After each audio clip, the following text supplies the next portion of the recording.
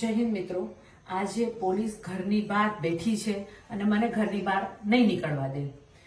કાલ રાતના મને ફોલો કરે છે. કાલે હું સામાજિક કામથી બહાર ગઈ હતી અને આવી રહી હતી તો રોડ ઉપર જ મને રોકવામાં આવે છે અને ક્યાં જવું છે આવી ઇન્ક્વાયરી કરવામાં આવે અને પછી મને જવા દેવામાં કહેવામાં આવે છે. એટલે હું મારા ઘર તરફ આવી તો એ લોકો કાલના મને ફોલો કરે છે અને આખી રાત અહીંયા જ બેઠા છે.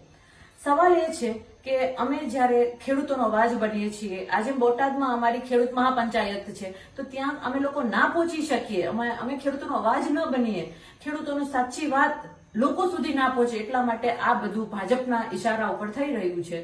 મારે એટલું કહેવાનું છે કે પોલીસ આજે અમને ઘરની બહાર જવા નહીં દે. ખાલી એક બોટાદ જવાનો સવાલ નથી, બોટાદ તો જવાની દૂરની વાત છે, પણ અત્યારે અમારે સામાજિક કામથી કે અન્ય કોઈ કામથી બહાર જવું હોય તો પણ નથી જવા દેતા. તો અહીંયા જે એ લોકોની તાનાશાહી છે, ભાજપનું જે ડરી ગયેલું ભાજપનું જે તંત્ર દ્વારા જે દુરુપયોગ કરવામાં આવે છે એનું આ ઉદાહરણ છે. ખેડૂતોનો અવાજ અમે હંમેશા બનીએ છીએ અને બનતા રહેશું.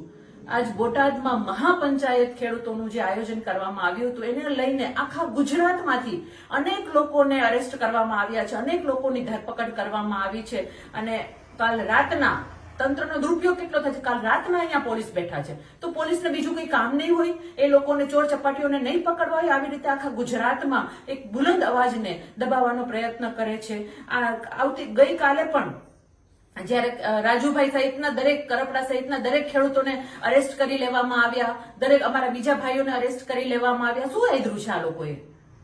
આ ભાજપનો ડર છે, જે જનતા સામે નથી આવવા દેવા માંગતા, જે જનતાનો અવાજ બનવા નથી દેવા માંગતા, આ ભાજપનો ડર છે. પણ અમે ડરવા વાળા નહીં. એક વખત તમે અમને અરેસ્ટ કરશો, 2 વખત કરશો, 3 વખત કરશો, પણ અમે વારે વારે જનતાનો અવાજ બનીશું, ખેડૂતોનો અવાજ બનીશું. એટલે ફરી પાછા હું તમને દ્રશ્યો બતાવું છું કે કઈ રીતે એ લોકો ઘરની બહાર ડેરો નાખીને બેઠા છે. પોલીસની શક્તિનો કેટલો દુરુપયોગ થાય છે ને એનું સૌથી મોટું ઉદાહરણ છે. ચાલો હું તમને બતાવું.